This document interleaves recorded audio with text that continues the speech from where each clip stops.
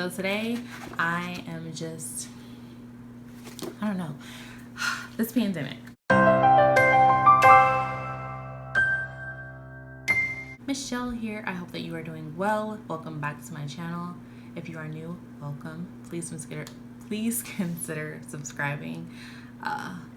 So we are like 4 months into this pandemic, and before the pandemic I was already like trying to process my own things, my own journey in life, and then you threw us into the pandemic and my children stopped working or stopped going to school. I stopped working, and then my partner was laid off all in the same week. And it went from me trying to process my own journey, my own life, my own mental thoughts, to me suddenly having 4 other people's thoughts in my head because I was a stay-at-home mom for 6 years, and it's like you can never get rid of that. I don't want to call it a stigma, but that role. So no matter what time of the year it is, no matter what time of day it is, no matter what, I'm always here to serve my family.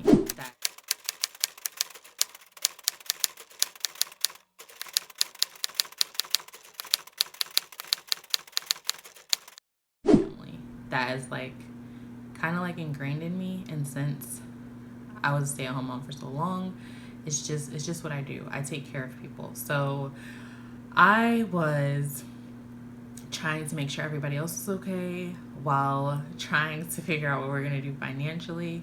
Luckily, we had our emergency savings account. I think at the time we had like 2 months put away, so I wasn't really worried. But it's like, how are my children gonna process this? How's all this gonna work out? I think shortly after we went into like a stay-at-home order, and I mean that was rough. So luckily, like after school, like my mom had to, she's a teacher, and she had to serve some time in the classroom like at the end of the school year. Once that was over and she quarantined, she my parents invited my children to stay, and they stayed for about 2 weeks, and that was a saving grace. My partner returned to work like that same week, and then I found this book. It's called Happy Pocket Full of Money by David Cameron Gikandi, and I wish I would have found this book at the beginning of my spiritual journey, because it touches on everything that is important to me.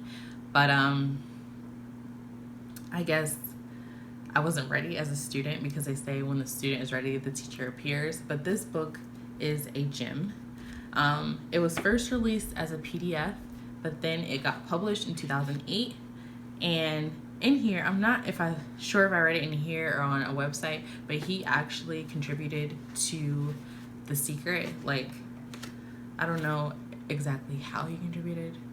I feel like he gave some information, some insight, because a lot of the stuff in here, it touches everything. It touches visualization, meditation, not wanting for anything, like living in the noun, and being grateful where you are, and learning to be happy. And my biggest takeaway, honestly, is to be happy where you are. Like, decide.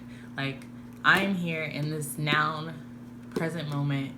I need to decide to choose to do things that make me happy right now. Don't worry about the future. Don't worry about the past. Don't worry about, what's going to happen with this pandemic. Just be in the moment and do things at that moment that bring you joy. And it has been slightly a struggle, because before I would jump for anyone in my family, like to make them happy, because I want everyone around me to be happy.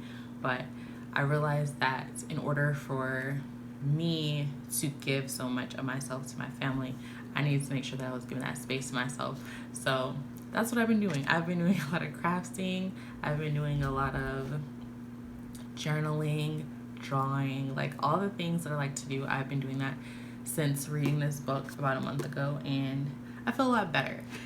Now that we're going to be virtually homeschooling, which we have chosen to do with our 3 children here, for the first semester, I feel like this book couldn't have come to me at a better time, because I'm still learning. Like, every day is me learning to